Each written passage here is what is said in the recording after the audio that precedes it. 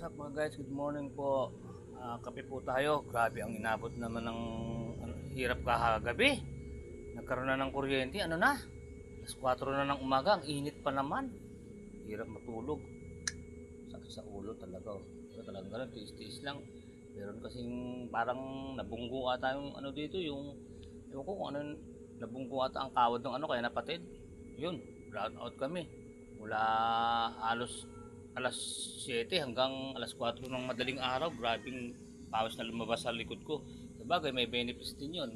Naglabasan ng mga toxin sa katawan ko. Ganun po mga guys, titingnan nyo rin ang kumbaga yung positive side nung nangyayari sa inyo, wag puro negative side. Naglabasan ng mga toxin ko magdamag, kaya kaya basang-basa ang damit ko pagkagising ko.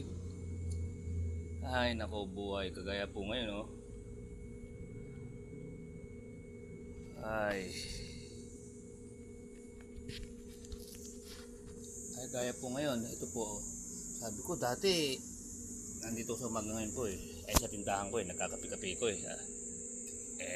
sabi ko makapag-vlog na ito, second back po ito sa ano, second video ng bago kong shipping ngayon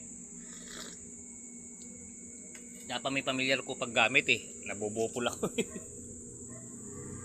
ito po yung sabi ko, ang buhay nga po naman ng tao minsan, ano rin talaga minsan ano din, yung magtitiis ka lang kasi kagaya nun dati halos isang charger lang, ang binibili kong charger yung mga local lang, yung mga nakakainis, ang tagal-tagal mag-charge. Tapos ngayon nagkaroon ako ng dalawang matino nung binilihan ako ng anak ko. Ito po yung huli binili niya sa akin, yung huli pa ayos sinundan ng bago kasi binilihan niya na naman ako ng bago ngayon dalawa, kasi yung isa naman galing naman dun sa pero kasi nagbigay nito, dalawa dati halos isa lang ala akong magamit talagang.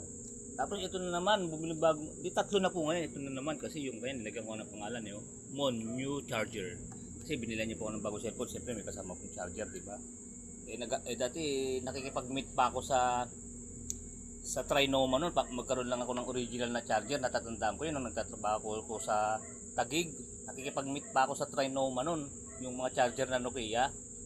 Kasi sa mga cellphone, minsan ganoon ang kulang pag bumili ka di ba? Binibenta nung ano yung mga charger nila dahil original. Ganun ako, ano po ako sa charger, gusto ko yung original charger ko para madaling mag-charge. Nakikipag-meet pa ako sa Trinoma, sumasakay ako ng MRT para lang makaano ng bagong charger. Kaya ang ibig ko lang po sabihin, talaga po ang buhay ng tao, ang point ko rito, talagang minsan magtitiis ka lang tapos halos yung wala ka bang magamit kung ano. Pero pag binigyan ka naman ng kaginawa ng Panginoong Diyos minsan, yung bang yung mga